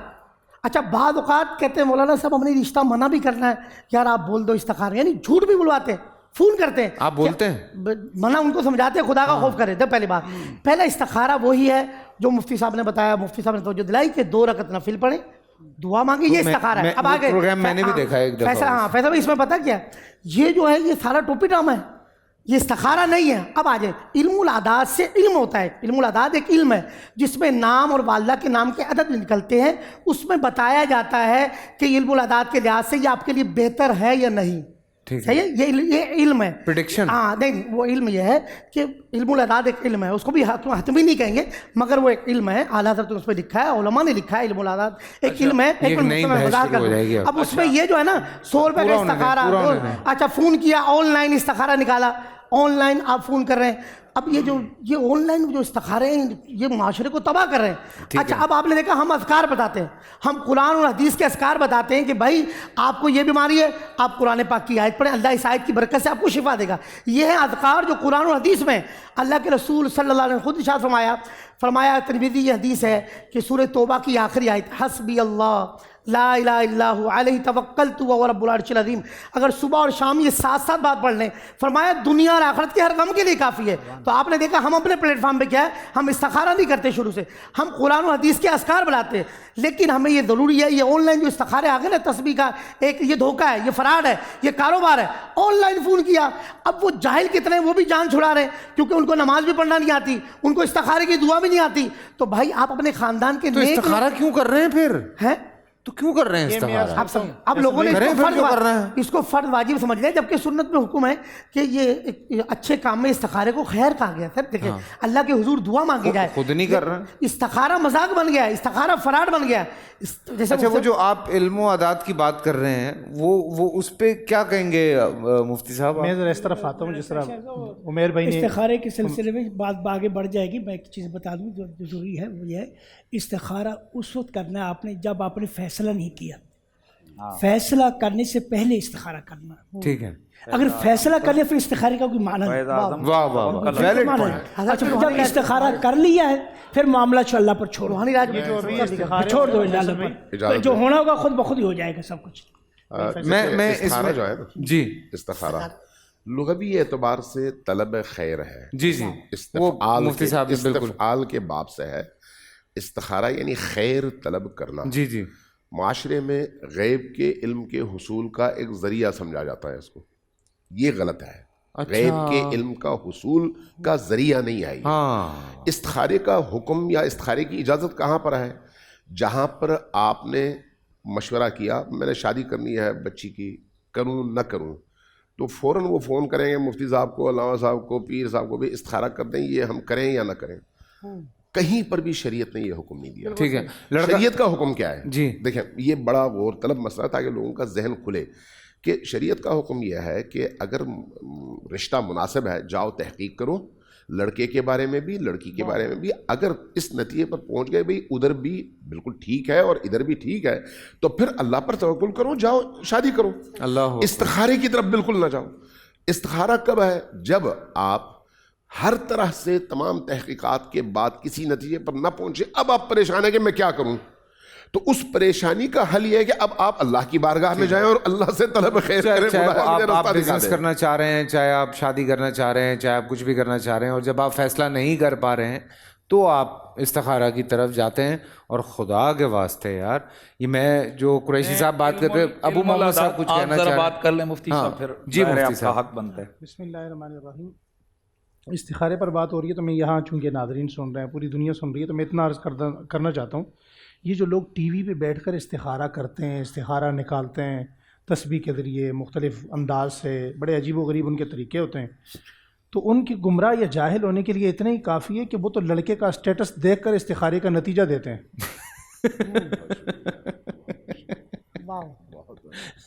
یہ بہت اچھی بات تھی، بہت اچھی بات تھی. جتنا ٹین ڈبہ اچھا ہوا اتنا استخارہ اچھا نکل آئے گا. کسی نے انکار بھی کرنا ہے وہ کہے گا جی استخارے میں آیا تھے ٹھیک نہیں. دو تین باتیں بڑی امپورٹنٹ ہیں. غیب کا علم نہیں ہے استخارہ، تو پہلے تو سب سے پہلے یہ نکال دیں. غیب کا علم صرف اللہ کو ہے بھائی، یہ خدا کے واسطے سمجھیں. آپ یہ جملہ بھی ساتھ ایڈ کر دیں، یہ جملہ بھی ایڈ کر دیں کہ استخارہ صرف اللہ سے خیر کی دعا ہے. بس یہ مفتی عمیر صاحب نے یہی کہا، علامہ صاحب نے یہی کہا، آپ سب یہی کہہ رہے ہیں. تو خدا کے واسطے یہ کچھ یہ وہ چیزیں ہیں جو میں نے پہلے سوال آپ سے کیا تھا بدعت والا. یہ وہ چیزیں. اگر صرف ایک جملہ اگر میں کہہ دوں، میں بالکل متفق ہوں جو باتیں ہمارے مفتی صاحب نے آباد میں کہی، لیکن جس طرح سے دوسری دعائیں بھی کسی اور سے کروائی جا سکتی ہیں، اگر کوئی استخارے کی دعا نہیں پڑھ سکتا تو کسی اور سے کروا سکتا ہے. شرعن حرام اور ناجائز نہیں ہے. سنت تو یہی ہے کہ استخارہ آپ نے خود کرنا ہے، لیکن ہو سکتا ہے کہ کسی کو استخارے کی دعا یاد نہیں ہے، وہ پڑھ نہیں سکتا، تو اگر وہ کسی نیک بندے سے وہ دعا کروا لیتا ہے، جیسے کوئی اور دعا بھی کروائی جاتی ہے، تو شرعن حرام نہیں ہے، جائز ہے، کروائی جا سکتی ہے. اچھا ٹھیک ہے. یہ بس میں لیکن کسی صحیح بندے سے. ایک اور چیز میں عرض کر رہا ہوں، وہ دیکھیں وہ دعا ہے، میرے لیے دعا کریں میری یہ شادی ہو جائے، یا میرے لیے اللہ تعالیٰ کوئی رہنمائی میری فرمائے، یہ دعا ہے. بالکل بھائی علم الاعداد اتنا مشکل سبجیکٹ ہے. جو علم الاعداد کے ماہرین بڑے بڑے امام میں اب یہاں واقع وہ نہیں سناتا، ان کو ہزار مسائل کے اندر ان کو غلطیاں لگیں. صحیح. میں اشارے سے ان لوگوں کے لیے جو ان چیزوں کو پڑھے ہوئے ہیں، اس کے بعد پھر وہ کہتے ہیں کہ ہم نے کہا کہ ہم پختہ پھر 8 سال تک پھر پریکٹسیں کی اور پھر علوم حاصل کیے، پھر کہتے ہیں کہ ہم اس نتیجے پر پہنچے، لیکن اب بھی ہم یہ نہیں کہتے کہ جو ہم لکھ رہے ہیں یا کہہ رہے ہیں یہ کلہم ٹھیک ہے. تو یہ کیسے ہو گیا کہ جس کو نماز کے مسائل کا پتہ نہیں ہے، جسے 2-4 لفظوں کا پتہ نہیں ہے، وہ آ کر بیٹھے اور ٹی وی والوں کو، اور میں عامر بھائی اللہ اس کو غریق رحمت فرمائے، وہ ایک ٹی وی چینل کے حوالے سے میں نے بڑا کلیئر کٹ میں نے کہا جی یہ چینلوں کے آپ بزنس بند کر رہے ہیں. میں نے کہا یہ نہیں ہم دین کے اوپر اتنا کمپرومائز کریں کہ شریعت کی دھجیاں اڑائی جا رہی ہیں اور ہم چپ کر کے بیٹھ جائیں. تو اللہ کا فضل ہے ماشاءاللہ آج کل میرے خیال میں یہ والا کاروبار ختم ہو گیا ہے. چینلوں پہ یہ جو چلتا تھا پہلے تو پورا ٹرانسمیشن ہم نے دیکھے ہیں. جو ڈاکٹر صاحب نے بات کی ہے نا, یعنی کہہ سکتا کہ شیخ صاحب ہماری بچی کا رشتہ آیا ہوا ہے, اللہ سے دعا کیجیے اللہ بہتر کا ہمارے لیے ہو جائے, اگر اس میں شر دور ہو. ہاں کسی اللہ والے بندے سے دعا کروا لیں, دعا کیجیے اللہ تعالیٰ سے کہ اگر بہتر ہے تو ہو جائے, اگر اس میں بہتری دور ہو جائے اسے. بالکل. اور اگر اصل میں فیصل بھائی 1 منٹ چاہیے ہوگا آپ کا, میں تو خاموش بیٹھا ہوں, اس کو بولنے دیں مجھے, اب میں بولوں گا. گزارش یہ ہے کہ کچھ لوگ ہوتے ہیں کسی سے متعلق, ان کی عقیدت اور محبت کا تقاضا یہ ہوتا ہے کہ کوئی آدمی گولڈا شریف کا ہے تو وہ جائے گا پیر صاحب کے پاس کہ حضور میں آپ کی بارگاہ میں آیا ہوں, میری یہ بچی ہے, فلاں بچے سے میں رشتہ کرنا چاہتا ہوں, آپ دعا بھی کریں, آپ استخارہ بھی کریں, آپ اجازت بھی دیں. ہمارے یہاں یہ ہوتا ہے لوگ پیران عظام کے پاس جاتے ہیں جو صحیح بزرگ لوگ ہیں, کہیں مفتی صاحب کی گفتگو سن کے یا کسی اور کی گفتگو سن کے یہ تاثر نہ جائے کہ ہم ان کے پاس جانے سے منع کرتے ہیں. میرے استاد ہیں استاد العلماء حضرت علامہ مفتی سید شاہ حسین گردیزی دامت برکاتہم العالیہ, اللہ ان کو صحت کے ساتھ طویل عمر عطا فرمائے. ان کے مرید آتے ہیں حضرت, یہ میرے بھی استاد ہیں, ڈاکٹر صاحب کے بھی استاد ہیں, ڈاکٹر عمیر محمود صدیقی صاحب کے بھی. تو گزارش یہ ہے کہ ان کے پاس بھی لوگ آتے ہیں روزانہ کی بنیاد پر, حضور یہ رشتہ ہم کریں یا نہ کریں, یہ بالکل درست ہے, یہ بالکل جائز ہے. یہ جو کاروباری طریقے ہیں اور یہ تو دھندا بنا ہوا ہے, اور لوگوں نے دکانیں بنائی ہوئی ہیں گلی گلی, ان دکانوں پر لوگ جاتے ہیں اور استخارے کرواتے ہیں, وہاں عورتوں کی عزتیں بھی لوٹی جاتی ہیں معاذ اللہ, یہ سب کچھ ہوتا ہے. اور اگلی بات میں یہ کر رہا ہوں کہ اس استخارے کے نام پر ایک اور کام ہوتا ہے جو بہت برا کام ہے, جس کی ہم سب کو مذمت کرنی چاہیے, ممبر و محراب سے ہونی چاہیے. وہ کیا ہے؟ وہ یہ ہے کہ ایک لڑکی بیٹھی ہوئی ہے گھر میں, 10 رشتے آتے ہیں, وجہ یہ ہے کہ اس کی شکل پسند نہیں آ رہی, وجہ یہ ہے کہ اس کے پاس جو ہے نا وہ پیسہ نہیں ہے, خاندان جو ہے نا وہ ایسا نہیں ہے, یا اس کا گھر چھوٹا ہے. تو وہ آتے ہیں رشتہ لے کے آتے ہیں, اچھا جی چلو دیکھ کے بتائیں گے. وہ ہم گئے جی, ہم نے استخارہ کیا ہے, یہ رشتہ ہمیں پسند نہیں ہے. استخارہ کروایا نہیں ہوتا, اللہ کے رسول کے اس فرمان کے ساتھ بھی وہ کھلواڑ کرتے ہیں, 2 نمبری کرتے ہیں, اور یہ معاشرے میں دھندا عام ہے. اس حوالے سے علماء کرام کو ہر جگہ آواز بلند کرنی چاہیے کہ جناب یہ کام مت کرو, کسی کی ماں بہن بیٹی کی عزت کے ساتھ مت کھیلو. وہ بعض عورتیں ایسی ہیں وہ خودکشی پر اتر آتی ہیں کہ 10-10 20-20 لوگ آتے ہیں رشتہ لے کر, اور رشتہ قبول کرنے والا کوئی جو ہے نا وہ نہیں ہوتا. میں نے تو شوز کیے ہوئے اس پہ, مجھ سے پوچھیں, میں چھوٹا سا بریک لیتا ہوں. سبحان اللہ, اللہ پاک آپ کو خوش رکھے. اچھا, اسی سے تھوڑا سا ریلیونٹ ہے کویشچن, یہی جو ابھی ہم تقدیر کی اور یہ استخارہ کی بات کر رہے تھے, اور اس میں یہی بات تھی کہ کہتے ہیں کہ جی تقدیر میں یہ لکھا ہوا ہے, تقدیر میں سب لکھا ہوتا ہے, لیکن میرے خیال سے آپ نے اس پہ بڑی تفصیلاً بات کر لی. میں آگے بڑھتا ہوں. اس سوال کا جواب بھائی یہ آ چکا ہے, اگر آپ غور سے اس بات کو سنیں گے. سوال یہ ہے کہ اچھائی اور برائی کرنا تقدیر کا حصہ ہے, تو میرے خیال سے یہ آپ کو جواب اس کا مل چکا ہے. وہ بڑا امپورٹنٹ سوال تھا, اور اس میں میرے خیال سے سبھی چیز کور ہو گئی. ایک اور بڑا امپورٹنٹ کویشچن ہے یہاں پہ, یہ ہمیں انڈیا سے کویشچن آیا, اور اس میں لکھا ہوا ہے کیا مزارات اور قبروں پر پھول اور چادر ڈالنا جائز ہے؟ یہ ہندوستان سے آیا ہے سوال. جی کون جواب دے رہا ہے بھائی اس کا؟ جی مفتی صاحب. دیکھیے, مزارات پر پھول ڈالنا تو بالکل جائز ہے, اس میں کوئی حرج کی بات نہیں ہے. نبی اکرم صلی اللہ علیہ وآلہ وسلم تشریف لے جا رہے تھے کہ راستے میں آپ کا قبر سے گزر ہوا, تو آقا علیہ السلام نے اس قبر پر ایک درخت کی ٹہنی رکھی, اور آقا علیہ السلام تشریف لے گئے. صحابہ نے پوچھا تو آپ نے فرمایا کہ اس قبر والے پر سختی تھی, میں نے یہ رکھا تو یہ تسبیح پڑے گی, تو قبر کی سختی ظاہر ہے اس سے کم ہو گئی. جی. تو اس سے یہ پتہ چلا کہ یہ پھول کسی نہ کسی درخت کے ساتھ ہی لگتے ہیں, اور اس کی پتیاں ہوتی ہیں, وہ اگر قبر پر ڈالی جائیں تو اس میں حرج کی کوئی بات نہیں.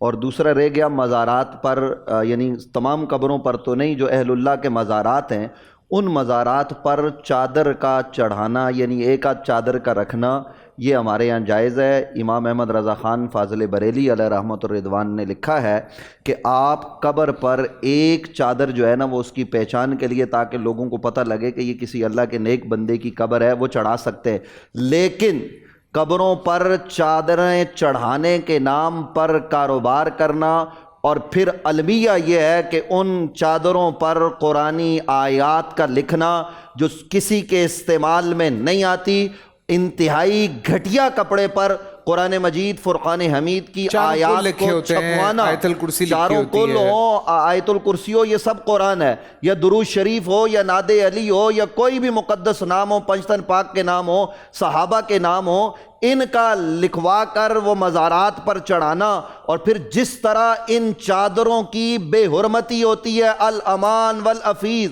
آپ ذرا جا کے دیکھیے، وہ بعض چینل نے یہ کور کیا ہے کہ سمندر کے کنارے گندگی سے یہ چادریں جو ہے وہ ملی ہیں۔ آپ ذرا دیکھیے کہ ہم کس معاشرے میں رہتے ہیں، اور پھر ان چادروں کو جو کاروبار کیا جاتا ہے، اس کاروبار کو ذرا آپ دیکھیے کہ وہ مفتی صاحب آپ کہہ رہے ہیں میں آرام سے بولوں، اب یہ آرام سے بولنے کا موقع ہے کیا؟ مجھے آپ بتائیے میں کیا کروں، کہاں جاؤں؟ میں غصہ نہیں کر رہا، مجھے آپ بتائیے فیصل بھائی، میں جاؤں کدھر جاؤں؟ کہ مزارات پر ہوتا کیا ہے، ایک طرف سے وہ بندہ دکان سے چادر خریدتا ہے، اور یہ ہم بات کر سکتے ہیں نا، ہمیں ہی بات کرنی چاہیے کہ ایک طرف سے وہ بندہ چادر خریدتا ہے اور سیدنا حضرت عبداللہ شاہ غازی رحمۃ اللہ علیہ کے مزار کے اوپر جا کے وہ چادر چڑھائی جاتی ہے، جب 15-20 چادریں ہو جاتی ہیں تو دوسری طرف سے وہ چادریں ایک ملنگ لے کے دوبارہ اسی دکان والے کو دے دیتا ہے، دن بھر یہ کاروباری دھندا چلتا رہتا ہے۔ او بھائی خدا کا نام ہے، یہ والے پیسے کسی غریب کو دے دو، آپ نے جو منت مانی ہے چادر چڑھانے کی، چلو آپ نے مزار پہ چادر ہی چڑھانی ہے نا، ایک کپڑے کا تھان لو، میں جائز طریقہ بتا رہا ہوں، ایک کپڑے کا تھان لو جس سے 2 جوڑے کپڑے بن سکے، کسی خاتون کے کسی مرد کے، وہ جائیں جا کر مزار پر 1 منٹ کے لیے رکھیں، واپس لے آ کے آپ کسی کو دے دیں، بولو یہ بہت برکت والا ہے، اس سے آپ اپنے کپڑے سلوا لیں، یا سلوا کے کسی غریب کو دے دیں، یہ ہم کیوں نہیں کرتے؟ واہ جی، اس میں ایک تھوڑا سا اضافہ کر میں بالکل آؤں گا۔ ہمارے سیدی قبلہ مرشدی پیر حسین الدین شاہ صاحب، آپ نے ایک دفعہ بڑے درد سے کہا تھا کہ ہم یہ فتویٰ دیتے ہیں، آپ کے الفاظ میں نے فرمایا ویسے میں اس طرح باتیں نہیں کرتا، لیکن ہم یہ فتویٰ دیتے ہیں کہ بجائے اس کے کہ مزارات کے اوپر یہ چادریں جا کے رکھنا جن کا کوئی مقصد نہیں ہے، اس کا بزرگوں کو کوئی فائدہ نہیں ہے، اگر آپ وہی چادر کسی بیوہ بچی کو یا کسی عورت کو وہ دے دیں گے، غریب بچوں کو دے دیں گے، نیت یہ کریں کہ اس کا ثواب فلاں بزرگ کو پیش کرتے ہیں اس چادر کے دینے کا، تو فرمایا کہ وہ چادر جو مزار پہ ڈالتے ہو اس کے چڑھانے سے یہ جو تم کسی غریب کو دو گے وہ بزرگ زیادہ خوش ہوں گے۔ سبحان اللہ۔ جی مفتی صاحب، بسم اللہ الرحمن الرحیم۔ اس میں صرف اتنی بات ایڈ کرنی ہے کہ جہاں تک پھولوں کا تعلق ہے، یہ ہم اپنی یا اپنوں سے یا اپنے پیاروں سے یہ عقیدت کا اظہار کرتے ہیں، اسے خوشبو لگانا، جنازے کو آرام سے لے کے چلنا، ادب کے ساتھ چلنا، یہ عقیدت کا تعلق ہے۔ جہاں تک درخت کا تعلق ہے اس کا ثواب بالکل پوائنٹ ہے۔ دعاؤں کا تعلق وہ ام من شیء الا یسبح بحمدہ، ہر چیز اللہ جل شانہ کی تسبیح بیان کرتی ہے، یہی وہ ثبوت ملتا ہے اس ٹہنی کا جو آقا دو عالم صلی اللہ علیہ وآلہ وسلم نے قبر پر لگائی۔ مگر یہاں معاملہ چونکہ بہت آگے جا چکا ہے، بھائی نوید عباسی صاحب نے اور مفتی صاحب نے، نہیں پھول بھی سر نکل جاتے ہیں، بہت اچھے انداز سے وضاحت کر دی، ادھر سے ادھر غائب ہوتے ہیں، پھر وہ گھوم کے واپس آ جاتے ہیں۔ میں اسی طرف آ رہا ہوں۔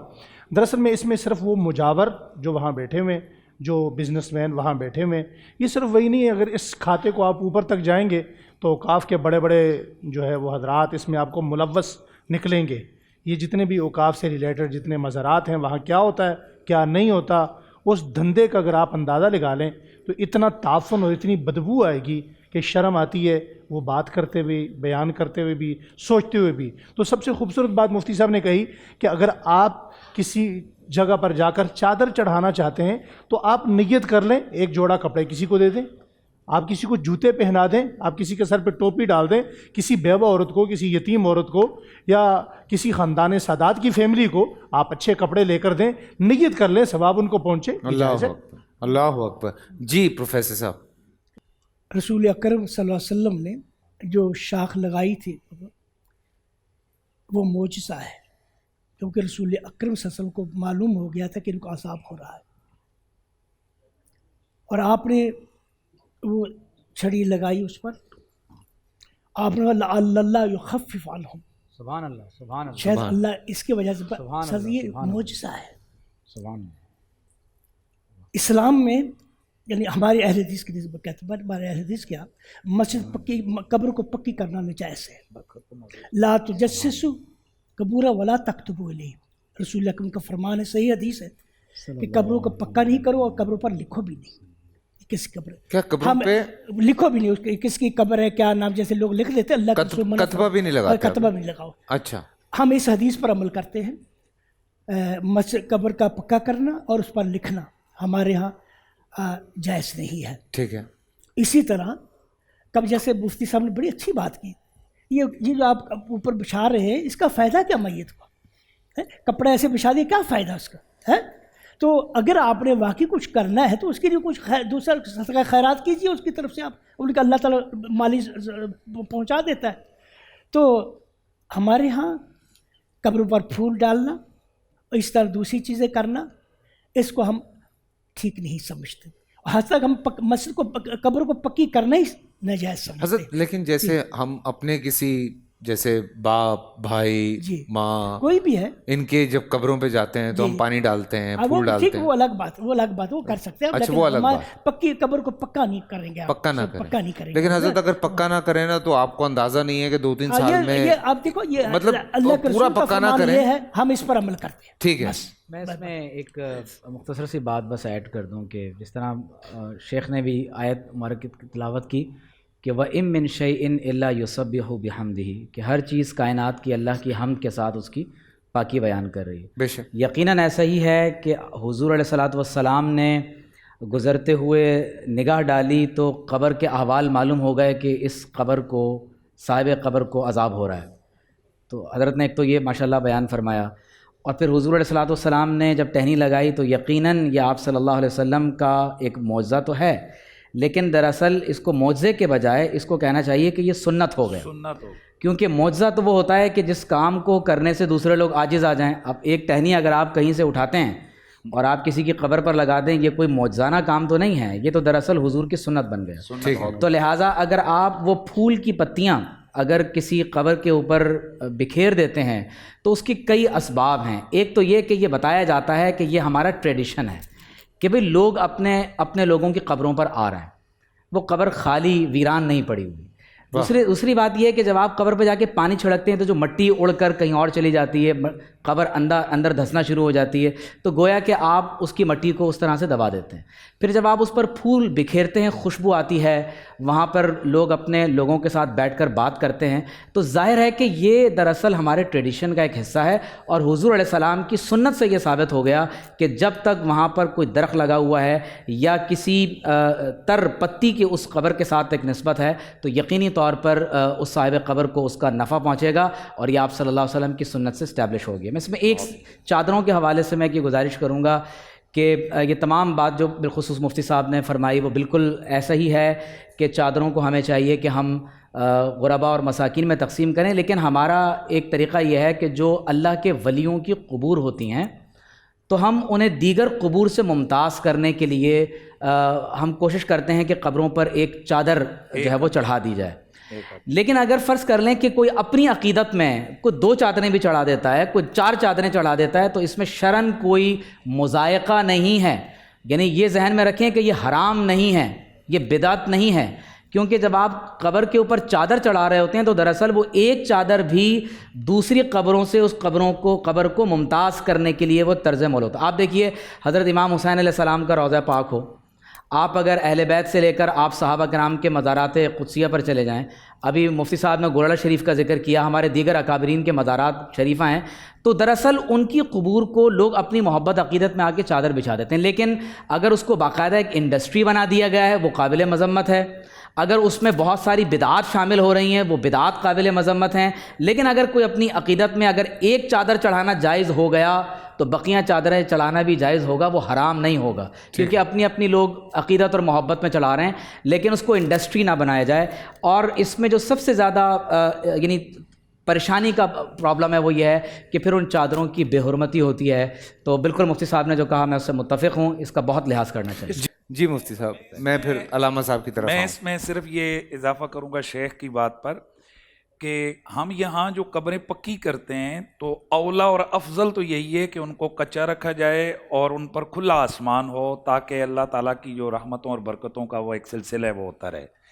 لیکن ہمارے یہاں جو قبریں پکی ہو رہی ہیں تو وہ ضرورت کی وجہ سے ہو رہی ہیں، کیونکہ اگر یہاں قبریں پکی نہ ہوں تو وہ جناب وہ تو تیسرے دن وہاں قبر ہی نشان ہی ختم ہو جاتا ہے۔ حالانکہ اللہ کے رسول صلی اللہ علیہ وسلم کے صحابہ سے ثابت ہے کہ وہ قبروں کے اوپر پتھر لگا کر ان کو مضبوط، یعنی وہ چھوٹے چھوٹے کنکریاں لا کر، تاکہ وہ نشان باقی رہے۔ حضور فرمایا، حضور نے کہ من زار قبر والدہ احدہما کل یوم الجمعہ، جس آدمی نے والدین میں سے دونوں یا ایک کی قبر کی زیارت کی ہر جمعے کے جمعے، تو وہ لکھ دیا جاتا ہے کہ یہ بخشا ہوا ہے۔ تو بتائیں اگر قبر کا نشان ہی نہیں ہوگا تو کیسے جا کر زیارت کرے گا؟ اس کو کیسے پتہ چلے گا کہ یہ میرے والدین کی قبر ہے؟ لیکن یہ بھی ایک ہمارے معاشرے میں سن لیں، ایک بہت بڑا میں سمجھتا ہوں ایک کام شروع ہے۔ ساری زندگی چرس، بھانگ، شراب الٹا پلٹا کرتا رہا۔ اولاد کے لیے تو سارے والدین عزت والے ہی ہوتے ہیں، لیکن وہاں حضرت آج کل قبریں بھی منزلوں میں بن رہی ہیں، 1 2 3 قبر کے اوپر کتنا خرچہ آ گیا جی، ابا جی کی قبر پکی کروائیے 7 لاکھ روپیہ لگ گیا۔ یار خدا کا واسطہ، اس کو ہم کہاں سے جسٹیفائی کریں، کہاں سے ہم اس کا دفاع کریں؟ یہ چیزیں غلط ہیں۔ ضرورت کے تحت اتنا کہ جس سے قبر کا نشان نہ مٹے اتنا قبر کو پکا کروانا درست ہے، لیکن یہ عامت الناس۔